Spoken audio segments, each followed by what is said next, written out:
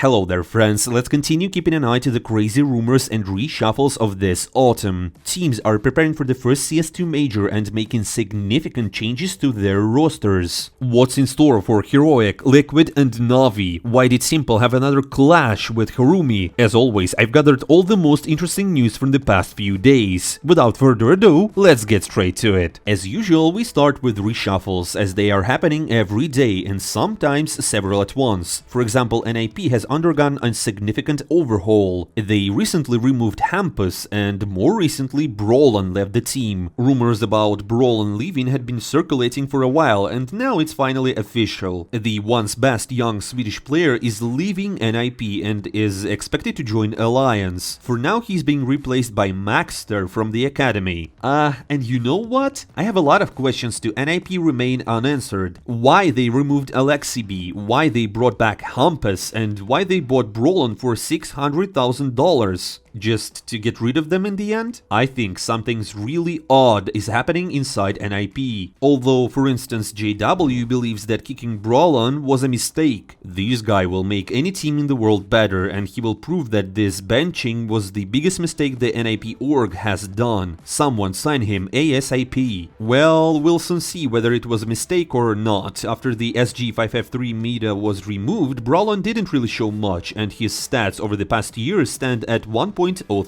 Considering he's playing star roles and there's nothing stopping him from padding the statistics. In general, he didn't fit the NIP lineup. Let's see how he will adapt with Alliance, or perhaps he might get called elsewhere. There are also talks that it wasn't him who was kicked, but he left on his own because he didn't want to play in English. Overall, it's a murky story and we'll see how it all unfolds. In any case, NIP needs a fifth player, preferably a captain. You know, it won't just work having S-Stack in that role constantly. So here come some insights from HLTV. According to their information, Alex from Movistar Riders will become the new captain of Ninjas in Pyjamas. He has been with the team for over 5 years, so it seems that it's time for a new challenge. Why not Glaive, Cadian or the British Alex? I honestly have no idea. It's better to ask NIP directly, but judging by their recent reshuffles, it seems they don't know what they're doing. Speaking of Glaive, the legendary captain officially declared that he is ready to return. He's even willing to consider offers from tier 2 teams. However, he's still on a contract with Astralis, so it will take a lot of money to buy him out. Thorin is already suggesting that Glaive might join ENCE if Falcons end up acquiring Snappy. We'll discuss all the rumors later, but this option looks really promising. Another player who expressed a desire to return to the scene is the legendary Letang. RPK, the 34-years-old player, feels like expensive wine, to be honest. He's flourishing, he probably smells nice, he's mature, and he's ready to storm back into the pro scene. That's actually pretty fun and cool, because a lot of old guards are back in CS2. Official reshuffles also occurred in Imperial. Unexpectedly, Bolts left the team, citing personal problems. He was replaced by Decenty, and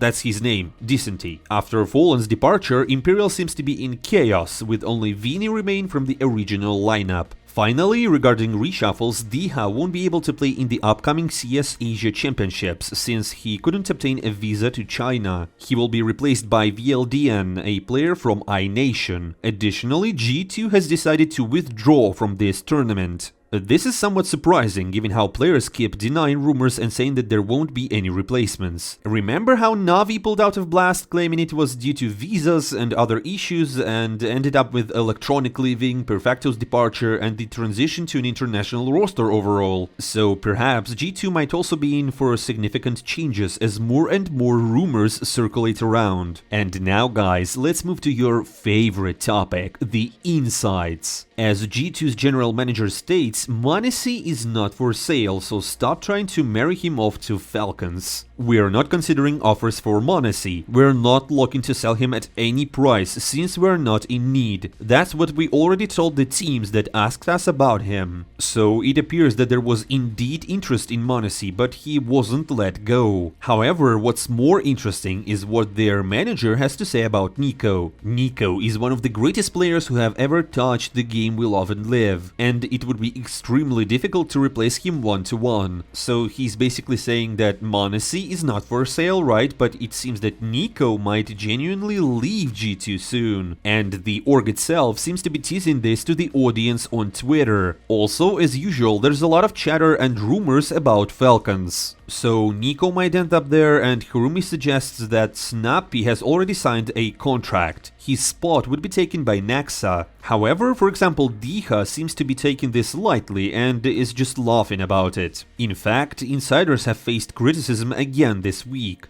Harumi received significant backlash from various sides, with people stating that he provides a lot of info, but much of it either doesn't come true or changes at the last moment. However, some info does turn out to be true. For instance, there were talks about simple living, which he initially made fun of, but then news came out that he is indeed considering it. And the situation is quite similar here. Even Overdrive had to defend his colleague. There is no point in chasing after inside information right now, because everything changes very quickly. Insiders' info from yesterday is irrelevant today because negotiations for various transfers are happening daily among tier 1 orgs. Players from G2, Vitality and so on may say something they want, but don't be surprised if shocking changes occur in their teams tomorrow. And let me explain it all to you. It all began when Harumi once again shared a rumor that Vitality was signing Jax to replace Magisk. As you may know, Magisk transferred to Falcons, and this information had been widely discussed. Apex got really upset with this rumor. He wrote, "If we actually sign Jax, I will send you 100,000 euros, but if not, you will owe me." Not a bad price for an unfulfilled inside rumor. In fact, it's a good idea. If insiders get paid when their info turns out to be true and have to pay when it's not, we might see fewer rumors. Nell, one of the most authoritative CS insiders, chimed in on this matter. He said that the Jax rumor is a fake. No one has ever contacted him. So I guess Harumi now owes Apex 100,000 euros. And he had to admit that he was indeed wrong about the situation with the Jax, and he didn't verify the info and it spiraled out of control and all that. It's interesting to see how Harumi will settle this with Apex, as 100,000 euros is a significant sum. I wouldn't want to be in his shoes. It's clear that these are all just jokes, but the drama with insiders doesn't end there. Next, Harumi faced criticism from S1MPLE and Bit. Yesterday he claimed that Navi is already practicing with Wonderful, even on Vertigo, and then S1MPLE decided to deny all of this. Ребята, передайте этому дурачку, что Нави еще не играли ни одного прака. Что я также еще часть команды, у меня есть таблица, я вижу, когда не играют, какие карты. Передайте ему, что еще ни одного не было сыграно. But you know what the funniest part of this is? That literally half an hour later an official announcement from Navi came. Wonderful is the new player for the main lineup. So the rumors were basically confirmed, and now Navi indeed has a new sniper. The 18 years old talent is taking S1MPLE's place, and he has a lot of work ahead of him. Here's what he himself said about it. "I am excited to join such a legendary org as Navi. It was my biggest dream ever since I started playing CS. I know it's hard to fully replace a player of S1MPLE's caliber and fulfill everyone's expectations, but trust me, I'll do everything in my power." Well, congratulations to the guy for reaching a new level, from Spirit to Sprout and now to Navi, but replacing S1MPLE himself is a heavy thing to do. Guys, do you think he will succeed or not? Write your thoughts in the comments below. А вообще хочется пожелать Wonderful много сил, потому что команда уровня Нави требуется много сил, чтобы проявить себя. Надеюсь, у него все получится. Покажет себя на Tier-1 сцене. Будет много возможностей, так как есть хорошие турниры впереди. Navi's next tournament is not until the end of November, so there's time to prepare thoroughly. But wait, hold on, let's get back to the insiders topic. Many immediately jumped on S1MPLE. They said he was hating on Harumi, but in the end there's an official announcement. However, it turned out that S1MPLE meant something different. Ёбнутые типы до сих пор думают, что тесты игроков проводятся, блядь, в 2023 году.